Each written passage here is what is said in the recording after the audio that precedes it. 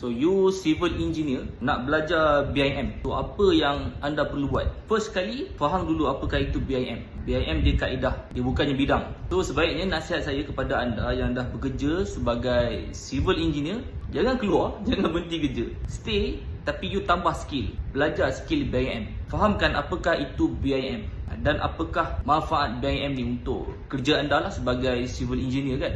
Fahamkan apa software-software yang terlibat. Okay, so civil engineer ni kita secara umum lah kita pecah dua. Dia ada civil engineer yang buat infra, dia ada civil engineer yang buat struktur. Okay, bangunan.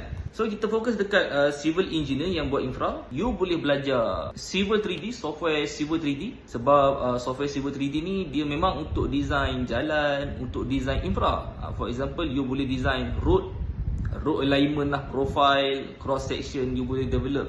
You boleh keluarkan cut and fill calculation.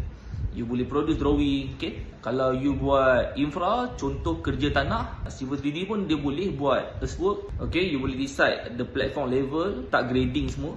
Okay, cut and fill. And dia boleh buat lah detailing untuk macam drainage, sewerage, water. Okay, kalau you civil engineer fokus kepada structural, ataupun kita panggil you as structural engineer ataupun structural detailer. So you boleh belajar Revit.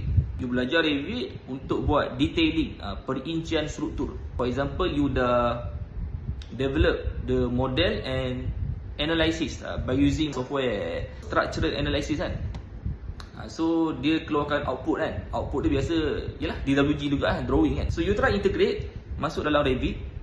Okay, and then develop the structural detailing menggunakan software Revit tu.